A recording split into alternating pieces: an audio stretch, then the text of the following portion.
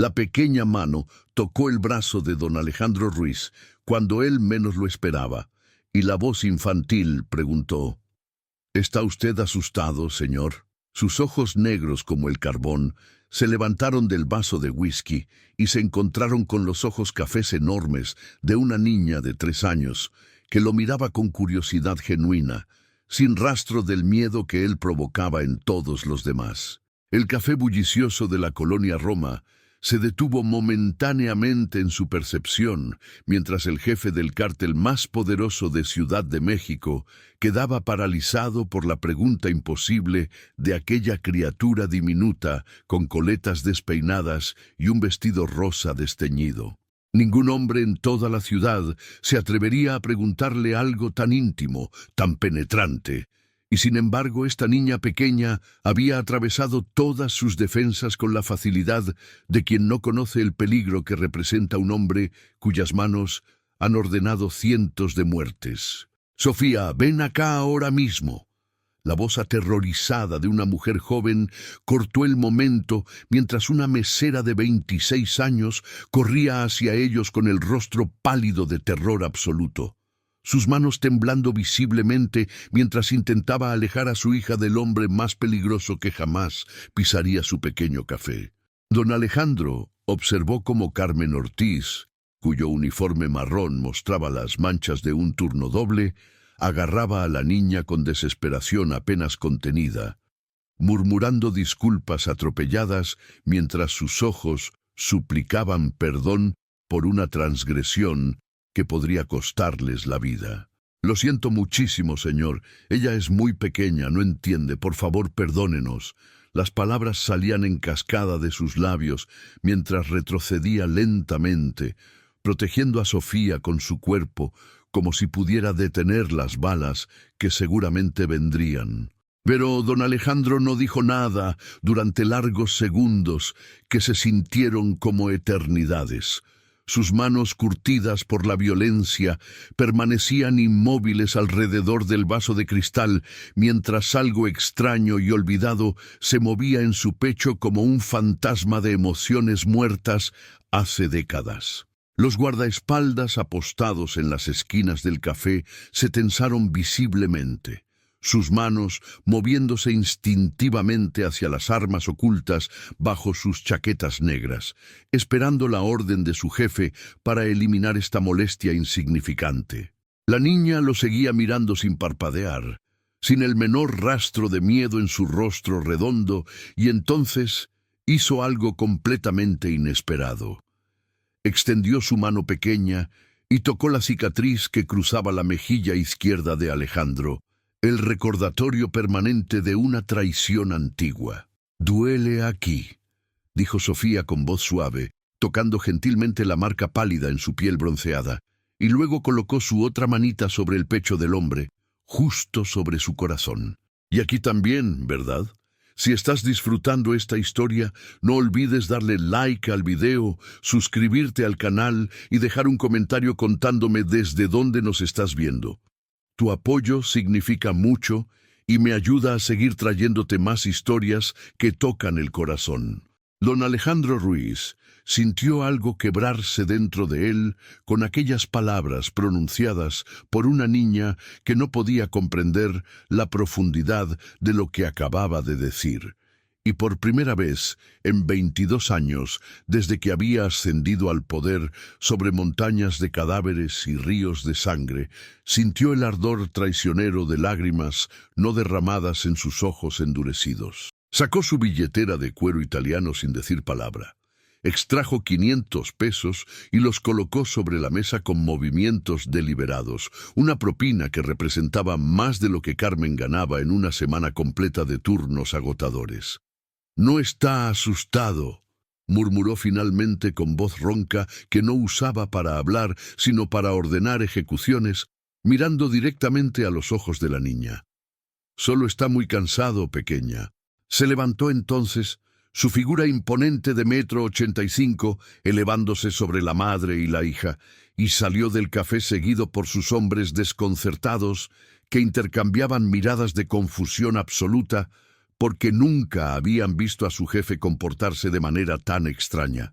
3 días después, don Alejandro regresó al mismo café a la misma hora de la tarde, algo que rompía todas sus rutinas de seguridad cuidadosamente establecidas a lo largo de 2 décadas de guerra constante contra rivales y autoridades. Carmen lo vio entrar y sintió que su corazón se detenía en su pecho, sus manos casi dejando caer la jarra de café que estaba sirviendo mientras el terror frío la recorría de pies a cabeza, convencida de que había venido a cobrar venganza por la atrevida interrupción de Sofía. Pero don Alejandro simplemente se sentó en la misma mesa junto a la ventana que daba a la calle bulliciosa. Pidió un café negro sin azúcar con un gesto breve de su mano y se quedó mirando el tráfico caótico de la tarde como si fuera un hombre ordinario buscando un momento de paz en medio del caos urbano. Sofía, que había estado jugando con bloques de madera detrás del mostrador bajo la vigilancia nerviosa de su abuela, levantó la cabeza al escuchar la campana de la puerta y sus ojos se iluminaron con reconocimiento puro cuando vio al hombre grande de traje negro. «¡Señor Triste!», gritó con alegría infantil que no conocía de protocolos ni de jerarquías criminales, y corrió hacia él antes de que Carmen pudiera detenerla, sus piernitas cortas moviéndose con determinación mientras llevaba un papel arrugado en su mano pequeña. «Te hice un dibujo», anunció Sofía con orgullo evidente mientras trepaba a la silla frente a don Alejandro sin pedir permiso, extendiendo el papel que mostraba figuras de palitos dibujadas con crayones de colores brillantes. «Mira, este eres tú», señaló una figura grande con lo que aparentemente pretendía ser un traje, «y esta soy yo. Y estamos en el parque con los patos, porque me dijiste que estabas cansado, y en el parque la gente descansa». El dibujo era simple y torpe como todos los dibujos de niños de 3 años, pero don Alejandro lo tomó con manos que habían estrangulado hombres y firmado órdenes de muerte, y lo estudió como si fuera un documento de importancia crítica para sus operaciones criminales. Carmen llegó corriendo con disculpas nuevamente en sus labios, pero esta vez don Alejandro levantó una mano para detenerla, un gesto que ella obedeció instantáneamente por puro instinto de supervivencia. «Es hermoso», dijo él a Sofía con voz más suave de lo que jamás había usado con nadie, doblando el papel cuidadosamente y guardándolo en el bolsillo interior de su chaqueta Armani. «¿Vas mucho al parque?». La conversación que siguió fue extraña y fragmentada, con Sofía hablando sin parar sobre los patos del Parque México, su muñeca favorita que se llamaba Luna, y cómo a veces su mami lloraba por las noches cuando pensaba que ella estaba dormida, pero Sofía la escuchaba porque los apartamentos pequeños no tienen paredes gruesas. Carmen permanecía de pie a un lado, alternando entre el terror paralizante y la confusión absoluta, mientras el hombre más peligroso de la ciudad escuchaba pacientemente las divagaciones de su hija de 3 años, como si fueran las palabras más importantes que jamás había oído. Cuando finalmente don Alejandro se levantó para irse 1 hora después, dejó 1000 pesos bajo su taza de café vacía y se inclinó ligeramente hacia Sofía. «Quizás te vea mañana, pequeña artista», dijo con algo que casi podría haber sido una sonrisa tirando de las comisuras de sus labios duros, y salió dejando a Carmen sosteniendo el dinero con manos temblorosas y lágrimas de alivio rodando por sus mejillas porque habían sobrevivido otro encuentro imposible. La rutina se estableció con una regularidad que preocupaba profundamente a los tenientes de don Alejandro, quienes murmuraban entre ellos sobre cómo su jefe estaba desarrollando un patrón predecible que cualquier enemigo podría explotar para emboscarlo. Marco Delgado, su brazo derecho durante 15 años de guerras sangrientas, finalmente se atrevió a plantear sus preocupaciones una noche después de una reunión particularmente violenta con los distribuidores colombianos. «Jefe, con todo respeto, está yendo al mismo lugar a la misma hora 5 veces por semana. Cualquier francotirador podría prepararse y esperarlo». Las palabras salieron medidas y cuidadosas porque Marco sabía que cuestionar a don Alejandro era arriesgar su vida.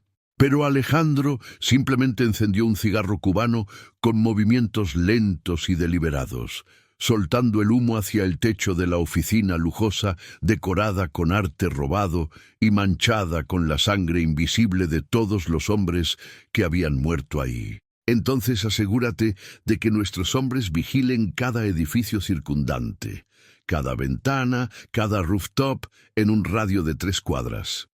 Respondió fríamente, dejando claro que la discusión había terminado y que seguiría visitando ese café sin importar los riesgos estratégicos que representara. Durante las siguientes semanas, don Alejandro observó más de lo que hablaba. Sus ojos entrenados para detectar amenazas y debilidades, notando los detalles que revelaban la vida de Carmen y Sofía. El uniforme de Carmen siempre estaba limpio, pero remendado en múltiples lugares. Sus zapatos estaban gastados hasta el punto de tener agujeros en las suelas que ella intentaba disimular. Y tenía ojeras profundas que hablaban de noches sin dormir, trabajando 2 empleos para mantener a su hija después de que el padre biológico de Sofía los había abandonado cuando supo del embarazo. Sofía llevaba la misma ropa rotada en ciclos de 3 días.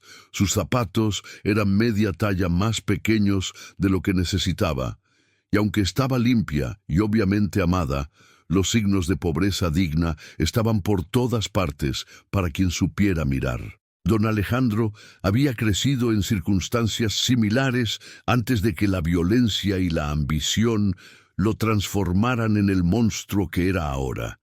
Y reconocía el orgullo feroz de alguien que se negaba a pedir ayuda, incluso cuando se estaba ahogando lentamente en deudas y desesperación.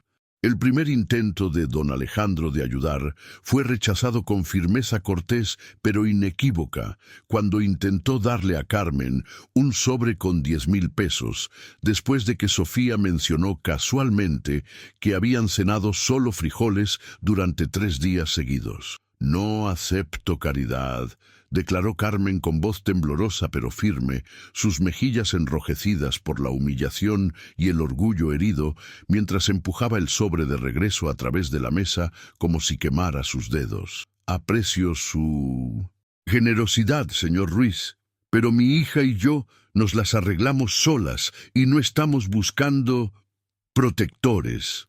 La palabra quedó colgando en el aire entre ellos, con todo su peso de implicación sobre cómo las mujeres pobres a veces sobrevivían en la ciudad, bajo la protección de hombres poderosos que exigían precios que ninguna madre decente pagaría. Don Alejandro sintió algo extraño que podría haber sido ofensa o quizás respeto por la columna vertebral de acero que esta mujer mostraba al rechazar dinero que cambiaría su vida cuando él podía destruirla con una llamada telefónica. «No es caridad», respondió con voz controlada guardando el sobre. «Y definitivamente no estoy pidiendo nada a cambio, excepto quizás que dejes a Sofía platicar conmigo cuando vengo, porque por razones que no entiendo completamente, hablar con una niña de 3 años se ha convertido en la única hora del día donde no pienso en matar a alguien».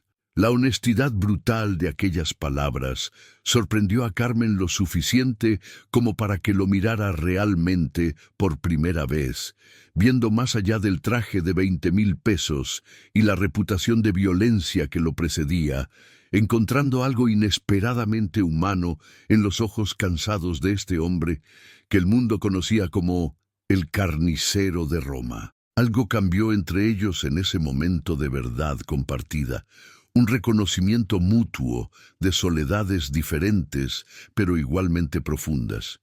Y aunque Carmen no aceptó el dinero, permitió que la conversación continuara más allá de los límites establecidos entre cliente y mesera.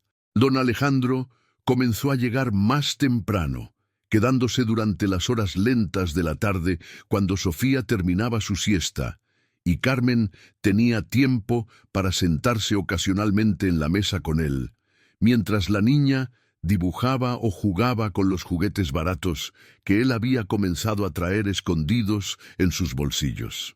Las conversaciones eran cautelosas al principio, circulando alrededor de temas seguros como el clima y las travesuras de Sofía, pero gradualmente profundizándose en territorios más personales a medida que Carmen descubría que este hombre aterrador podía ser sorprendentemente reflexivo cuando hablaba de cosas más allá de su imperio criminal. Una tarde de octubre, cuando la lluvia golpeaba las ventanas del café, creando un ritmo hipnótico contra el vidrio, Carmen encontró a don Alejandro leyéndole un cuento a Sofía de un libro ilustrado que había traído, su voz grave y acostumbrada a dar órdenes de muerte ahora suave y paciente, mientras la niña se acurrucaba contra su costado sin ningún miedo. La imagen era tan incongruente que Carmen se detuvo en seco con la jarra de café en su mano, observando cómo el hombre más peligroso de México señalaba las ilustraciones de dragones y princesas, mientras Sofía hacía preguntas interminables con la curiosidad insaciable de los niños pequeños. ¿Por qué el dragón está solo?, preguntó Sofía con el ceño fruncido mirando la imagen. Don Alejandro quedó en silencio por un momento largo antes de responder.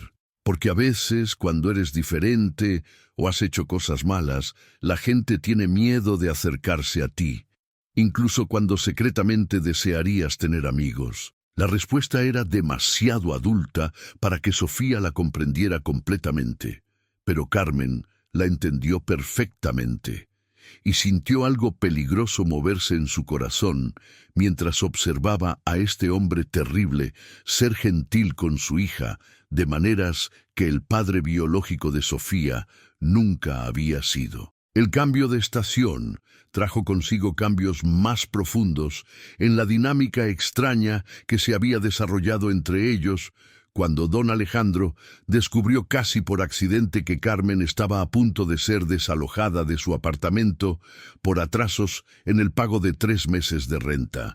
Sofía había mencionado inocentemente que «Mami dice que tal vez tengamos que mudarnos con la abuela que huele a medicina».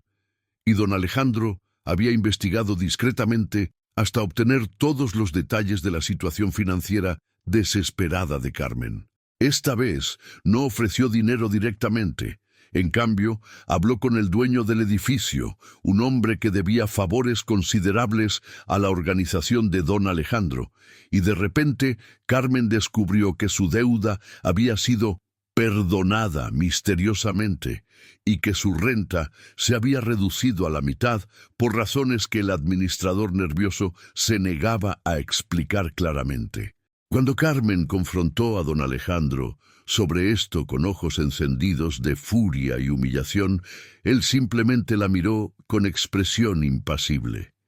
«No pagué tu renta, solo tuve una conversación con un conocido sobre las prácticas de alquiler justas en edificios que deberían haber sido condenados hace años por violaciones de código», explicó con voz neutral. «Lo que él decidió hacer después es su asunto, no el mío ni el tuyo». La mentira era transparente, pero Carmen estaba demasiado aliviada y demasiado exhausta para seguir peleando, y gradualmente comenzó a aceptar las pequeñas ayudas que don Alejandro encontraba maneras de proveer sin hacerlas parecer caridad directa. Aparecían bolsas de comida en la puerta de su apartamento sin remitente. Sofía recibía ropa nueva que sobraba de alguna sobrina ficticia, y Carmen descubrió que su cuenta de luz había sido pagada por un programa de asistencia municipal que nadie más en su edificio parecía conocer. Era un baile delicado de orgullo y necesidad, con don Alejandro respetando las líneas que Carmen trazaba mientras encontraba formas creativas de cruzarlas sin que ella pudiera objetar legítimamente. Las tardes en el café se volvieron más largas, extendiéndose hasta que Carmen terminaba su turno y comenzaron a caminar juntos al apartamento de ella con Sofía entre ellos, tomando la mano de cada uno mientras parloteaba sobre su día en la guardería barata del vecindario. La primera vez que don Alejandro cenó en el apartamento diminuto de Carmen Fue una noche de noviembre, cuando una tormenta torrencial inundó las calles, y hacer que sus guardaespaldas lo llevaran a casa habría significado dejar a Carmen y Sofía caminando bajo la lluvia. Carmen protestó débilmente, pero terminó preparando una cena simple de pollo guisado con arroz y frijoles, comida humilde que don Alejandro comió con más satisfacción genuina de la que había sentido en los restaurantes de 5 estrellas, donde normalmente cenaba con socios criminales y políticos corruptos. Sofía insistió en que el señor Alejandro se sentara junto a ella en la pequeña mesa de la cocina, mostrándole sus dibujos más recientes que ahora siempre incluían 3 figuras de palitos que ella identificaba como tío Ale, mami y yo. El término de afecto tío Ale se había establecido naturalmente sin que nadie lo cuestionara. Una ficción conveniente que permitía a don Alejandro existir en sus vidas sin definir exactamente qué era él para ellas. Después de la cena, mientras Sofía se quedó dormida en el pequeño sofá cubierta con una cobija tejida a mano, Carmen y Alejandro compartieron café barato en la cocina diminuta y por primera vez hablaron de verdad sobre sus vidas. Carmen le contó sobre su embarazo a los 22 años, el novio que había prometido amor eterno hasta que la prueba salió positiva, los 3 años de lucha sola criando a Sofía mientras trabajaba cada hora que podía encontrar, y el miedo constante de que un día no sería suficiente y su hija terminaría en el sistema de servicios sociales. Don Alejandro escuchó sin interrumpir, sus manos envueltas alrededor de la taza de café astillada, y luego compartió fragmentos de su propia historia que nunca había contado a nadie. El padre alcohólico que los abandonó, la madre que trabajó hasta morir cuando él tenía 12 años, el hermano menor que había muerto en un tiroteo de pandillas cuando Alejandro tenía 17 y había tomado la decisión de nunca ser vulnerable nuevamente. Me prometí que nunca sería pobre otra vez, que nunca dejaría que nadie me lastimara, que construiría un imperio donde nadie pudiera tocarme. Sus palabras eran apenas un murmullo en la cocina silenciosa. Y lo logré. Tengo más dinero del que podría gastar en 10 vidas. Tengo poder para hacer que hombres tiemblen con solo mencionar mi nombre. Tengo todo lo que dije que quería. Y estoy más vacío que cuando dormía en las calles comiendo de basureros. El silencio que siguió a aquella confesión brutal estaba cargado de todo lo no dicho entre ellos. El reconocimiento de que algo estaba creciendo en este espacio imposible entre el señor del crimen y la mesera de café. Algo peligroso y prohibido que ninguno de los dos sabía cómo nombrar o detener. Carmen extendió su mano a través de la mesa y tocó los nudillos cicatrizados de Alejandro con dedos callosos por el trabajo duro, un contacto simple que envió electricidad a través de ambos porque era el primer toque deliberado e íntimo que habían compartido.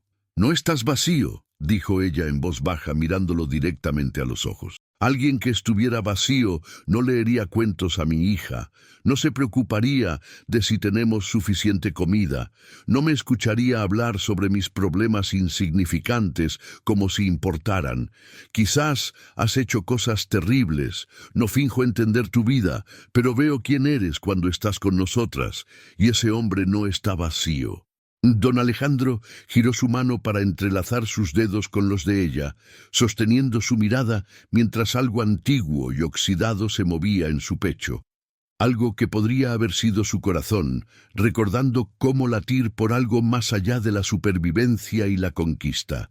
El beso sucedió 3 semanas después, en la víspera de Navidad, cuando don Alejandro apareció en el apartamento con regalos para Sofía, que Carmen inicialmente quiso rechazar, hasta que vio la ilusión en los ojos de su hija y se dio cuenta de que estaba negándole a Sofía la magia de la Navidad por orgullo.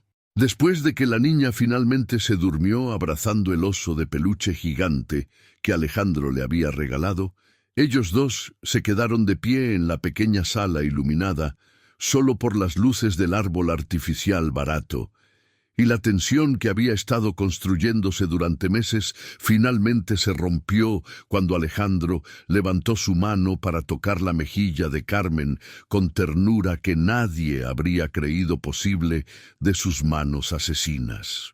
«Dime que pare y lo haré», murmuró con voz ronca mientras su pulgar trazaba el arco de su pómulo.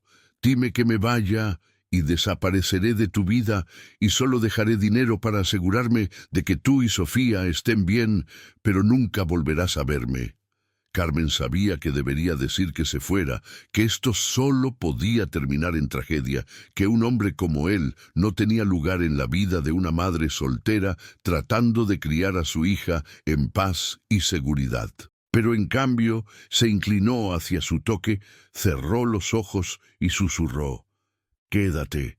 El beso fue suave al principio, casi irreverente, como si Alejandro tuviera miedo de romperla con la misma violencia que definía el resto de su existencia. Pero Carmen presionó más cerca envolviendo sus brazos alrededor de su cuello y él respondió con toda la hambre de un hombre que había estado solo en formas que van más allá de la simple ausencia de compañía. Cuando finalmente se separaron, ambos estaban temblando ligeramente, conscientes de que habían cruzado un umbral del cual no había retorno, y Alejandro apoyó su frente contra la de ella, respirando su aliento. «No puedo prometerte normalidad», dijo con voz quebrada por emociones que había enterrado durante décadas. «No puedo prometerte seguridad o un futuro sin complicaciones porque mi vida es sangre y traición y peligro constante. Pero puedo prometerte que mientras tenga aliento en mi cuerpo, nadie te lastimará a ti o a Sofía, y que cada momento que pase contigo será el único momento verdadero que he vivido en 25 años». Carmen sabía que debería tener más miedo de lo que tenía. Debería estar corriendo en la dirección opuesta, pero cuando miró los ojos de este hombre terrible, vio la misma soledad desesperada que la había acompañado durante 3 años de noches solitarias, preguntándose si alguien la amaría alguna vez, a pesar de venir con el paquete complicado de ser madre soltera. Los primeros 2 meses de su relación secreta fueron los más felices que Alejandro recordaba haber experimentado. Pequeños robos de normalidad que valoraba más que todos los millones en sus cuentas bancarias y las operaciones criminales que controlaba. Estableció a guardaespaldas en el edificio de Carmen sin decírselo directamente. Hombres discretos que vigilaban desde distancias seguras mientras ella iba al trabajo o llevaba a Sofía al parque, protegiéndolas sin invadir su vida cotidiana. Los domingos se convirtieron en su día sagrado cuando cerraba su teléfono criminal y pretendía ser un hombre ordinario, llevando a Carmen y Sofía al zoológico, al acuario, a comer helado en el parque Chapultepec, mientras Sofía corría adelante con energía infinita y Carmen caminaba a su lado con su mano en la curva de su brazo. En esos momentos robados, Alejandro podía casi creer en la posibilidad de redención, casi imaginar un futuro donde no fuera el carnicero de Roma, sino simplemente Ale, el hombre que amaba a una mesera valiente y su hija Precocius, que lo había salvado de su propio vacío con una pregunta inocente sobre su miedo. Pero el mundo criminal no olvida y no perdona, especialmente cuando un jefe poderoso comienza a mostrar señales de debilidad que rivales hambrientos pueden explotar. Marco Delgado había estado observando los cambios en su jefe con creciente preocupación y resentimiento, que se volvía más amargo cada día que pasaba mientras veía a don Alejandro ablandarse de maneras que lo hacían vulnerable. Durante una reunión tensa con los jefes de las células operativas en febrero, cuando Alejandro rechazó una operación particularmente violenta que habría expandido su territorio pero causado bajas civiles significativas, Marco vio la oportunidad que había estado esperando durante años de ambición secreta. «Nos estamos volviendo débiles», dijo Marco esa noche a los otros tenientes en una reunión privada en un almacén controlado por la organización. Nuestro jefe está distraído, está rechazando operaciones rentables, está pasando más tiempo con su puta y su bastarda que dirigiendo el negocio que construimos con sangre.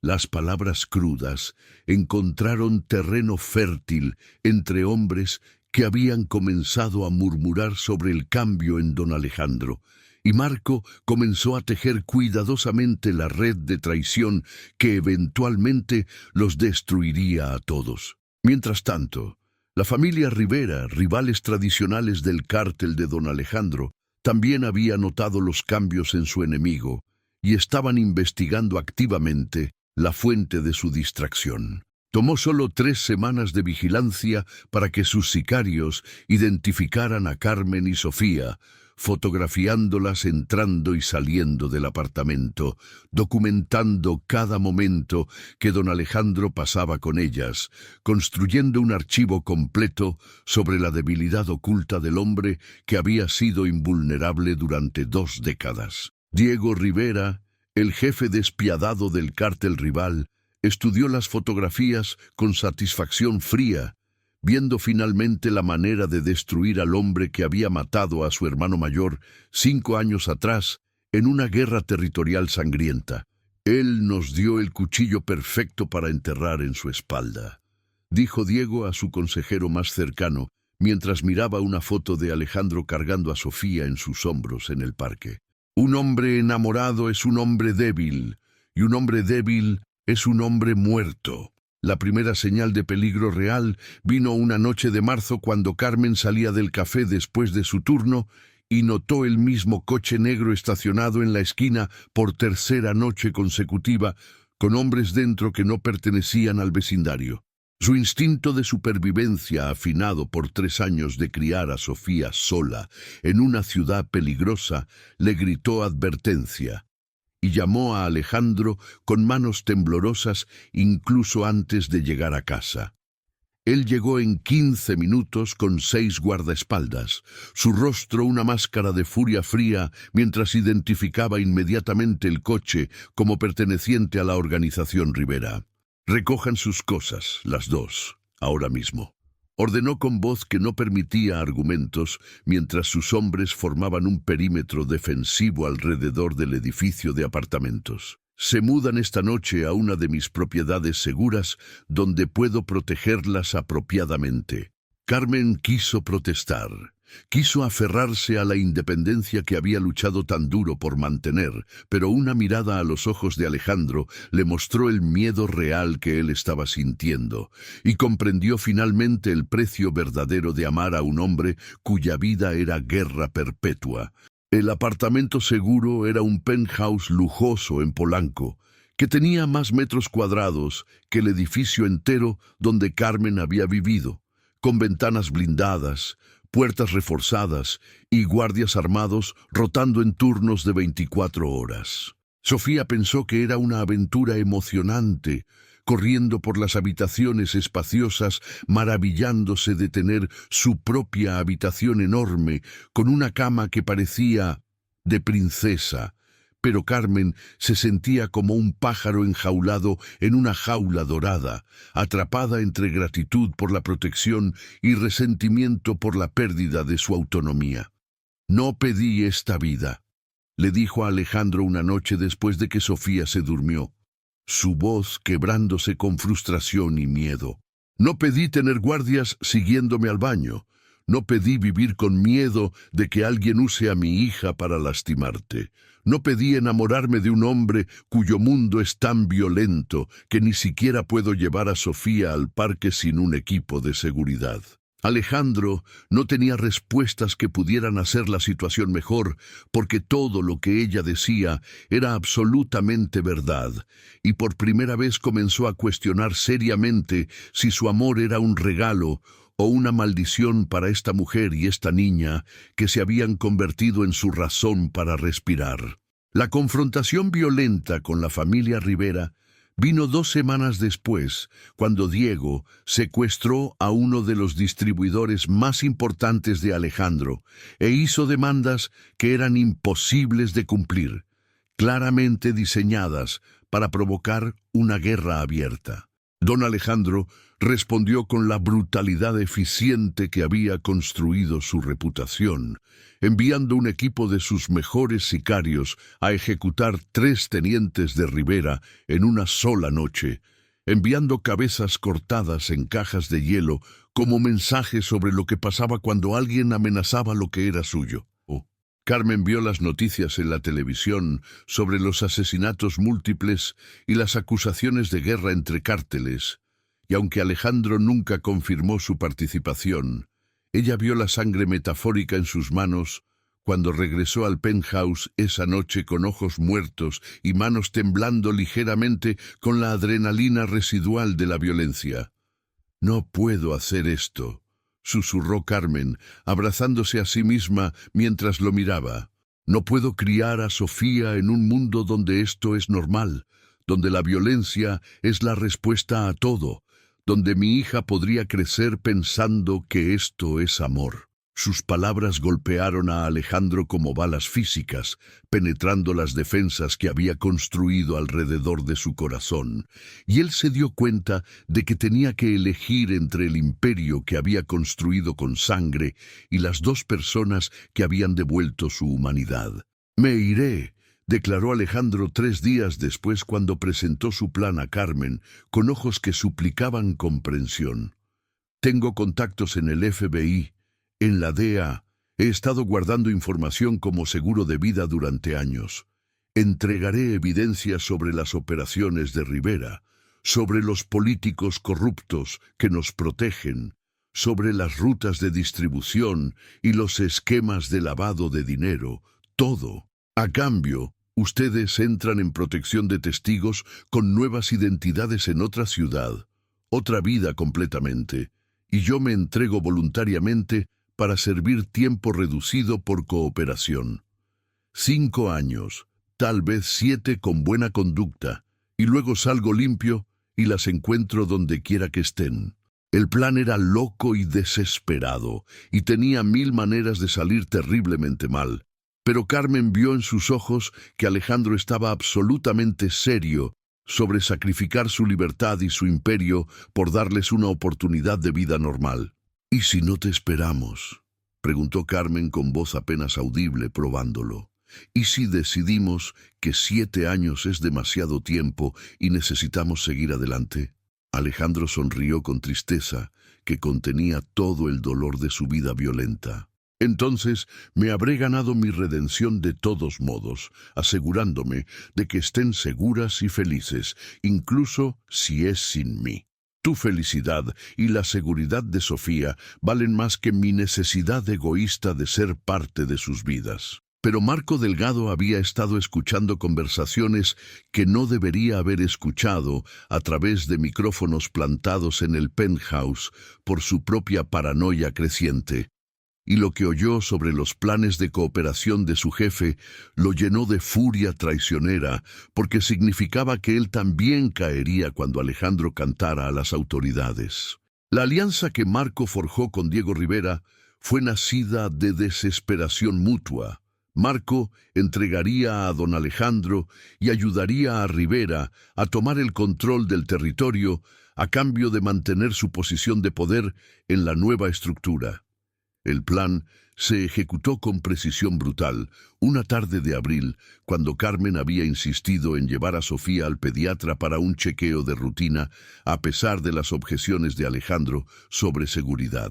Los guardaespaldas que acompañaban a Carmen eran hombres de Marco, comprados con promesas de promoción y amenazas de muerte, y simplemente se apartaron cuando el equipo de secuestro de Rivera los rodeó en el estacionamiento del consultorio médico.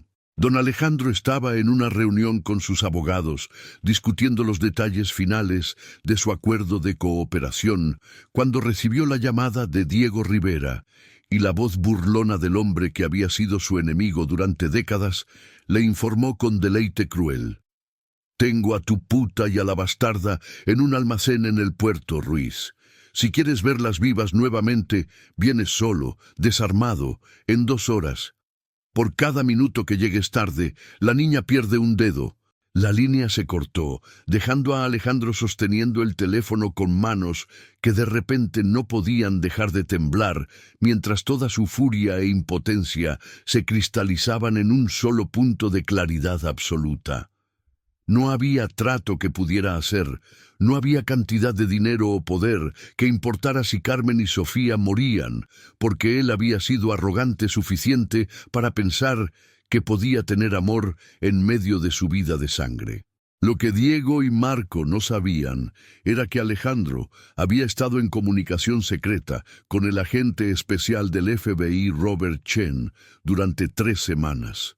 Construyendo el caso contra las operaciones criminales más grandes de Ciudad de México, y que Chen había estado monitoreando las comunicaciones de Alejandro como parte de su protección preliminar antes del testimonio formal. La llamada de Rivera fue interceptada, grabada y triangulada en menos de 5 minutos.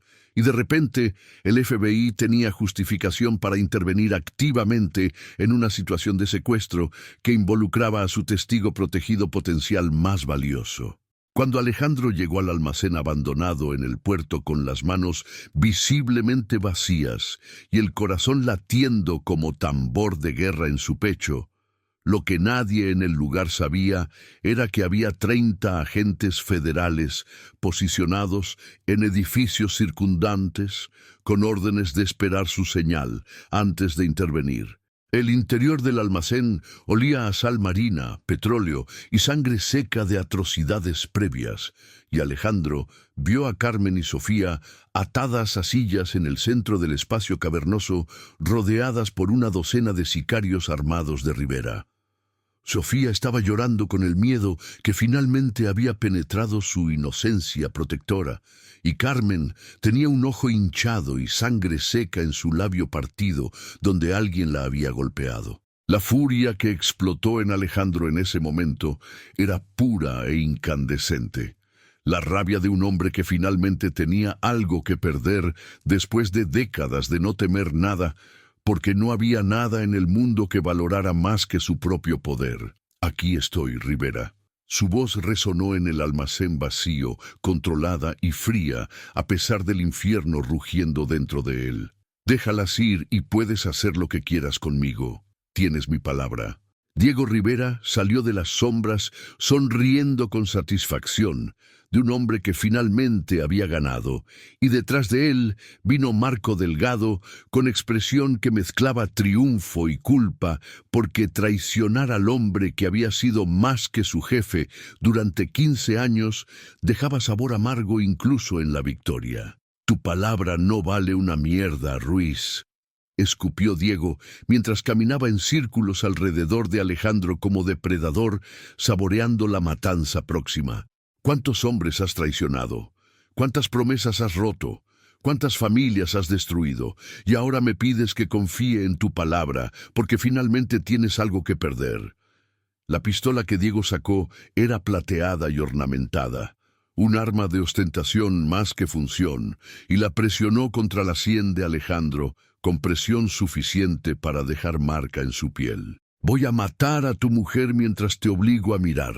Luego voy a matar a la bastarda y luego voy a matarte a ti, pero no antes de que sepas exactamente cómo se siente perder todo lo que amas. Fue en ese momento preciso, de amenaza escalada, cuando Alejandro dio la señal preacordada, un movimiento simple de bajar su mano derecha a su costado, y el almacén explotó en caos organizado, cuando 30 agentes federales entraron simultáneamente desde 4 puntos de entrada diferentes, gritando órdenes de rendirse. El tiroteo que siguió fue breve pero intenso. Sicarios de Rivera intercambiando fuego con agentes entrenados profesionalmente en un conflicto donde el resultado nunca estuvo realmente en duda.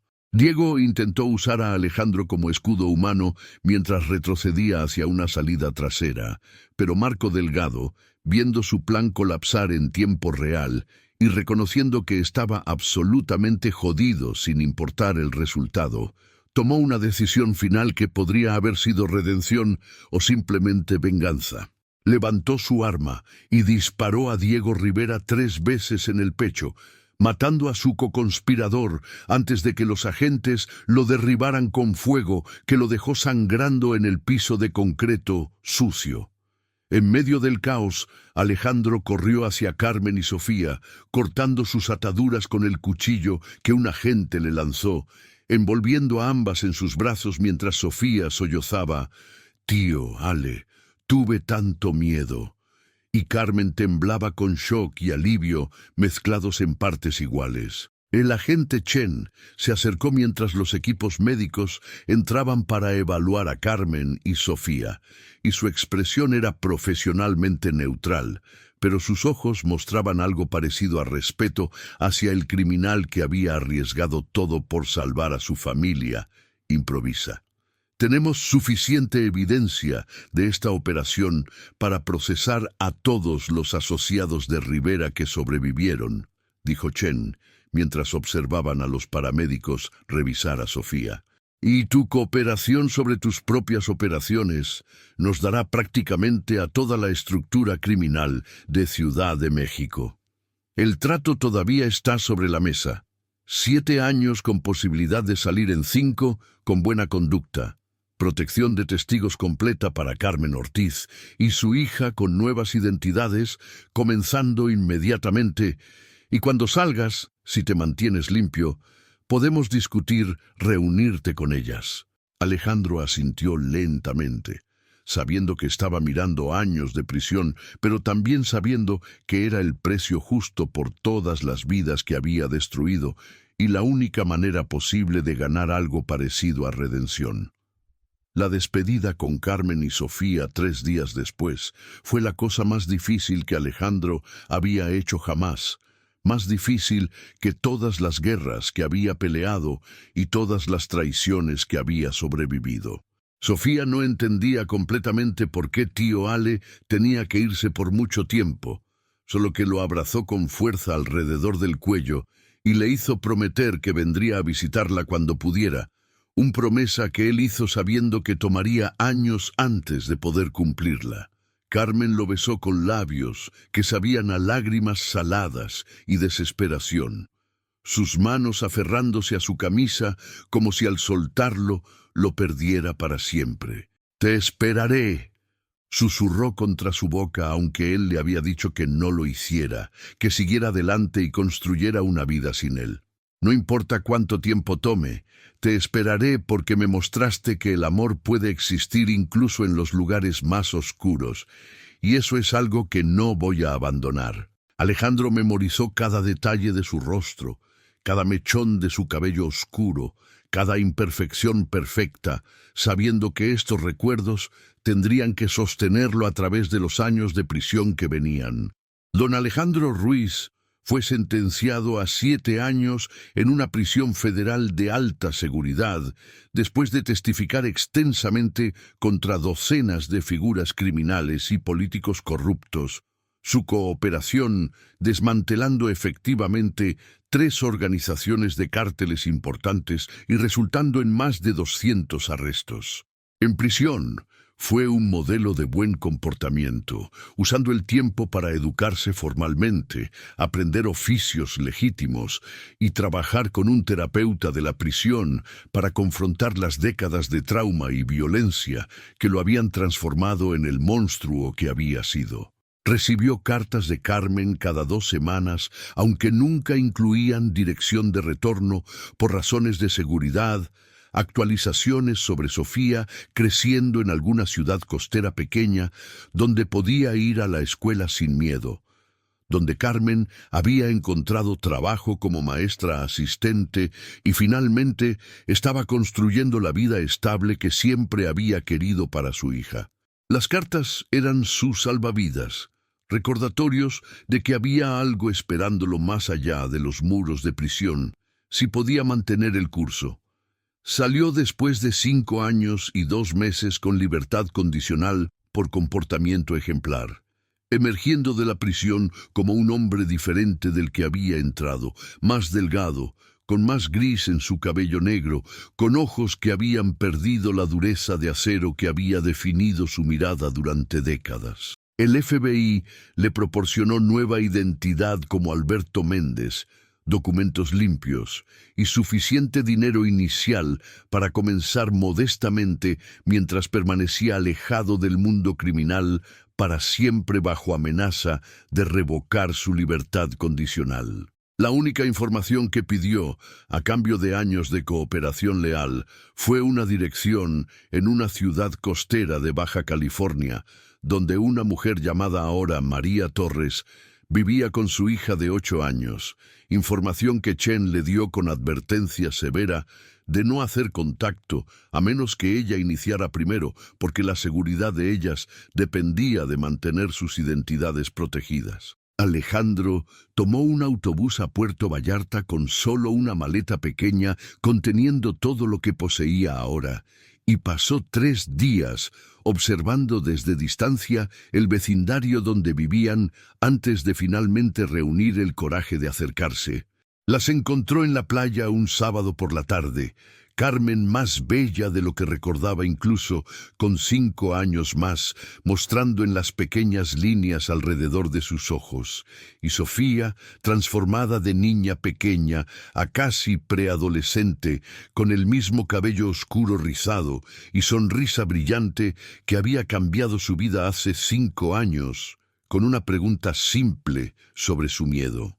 Se quedó paralizado a 50 metros de distancia, súbitamente aterrorizado de que hubieran seguido adelante sin él, que su amor había sido solo un momento pasajero en sus vidas que tiempo y distancia habían borrado.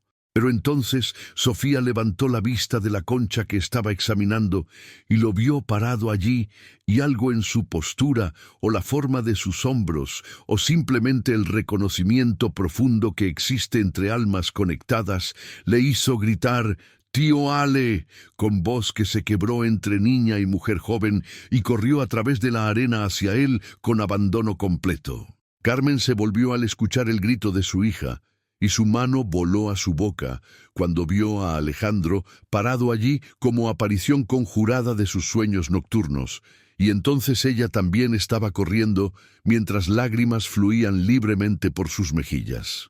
El abrazo que compartieron los 3 en esa playa soleada fue redención hecha física, perdón manifestado en carne y hueso, la prueba viviente de que incluso los hombres más perdidos pueden encontrar camino de regreso a la luz si tienen razón suficiente para cambiar. «Pensé que podrías no venir», susurró Carmen contra su pecho mientras Sofía se aferraba a ambos con fuerza que hablaba de todos los años de ausencia. «Pensé que podrías decidir que merecíamos algo mejor que un excriminal tratando de reconstruir su vida». Alejandro la sostuvo más cerca, respirando el olor de su cabello que había memorizado durante noches solitarias en celda de prisión. «Ustedes son algo mejor», respondió con voz quebrada por emoción que ya no temía mostrar. «Ustedes son todo mejor que existe en este mundo, y pasé 5 años ganándome el derecho de pararse en su presencia nuevamente. No vengo pidiendo ser perdonado porque no merezco perdón por las cosas que hice, pero vengo pidiendo la oportunidad de pasar el resto de mi vida siendo el hombre que ustedes me mostraron que podía ser, si me dejan».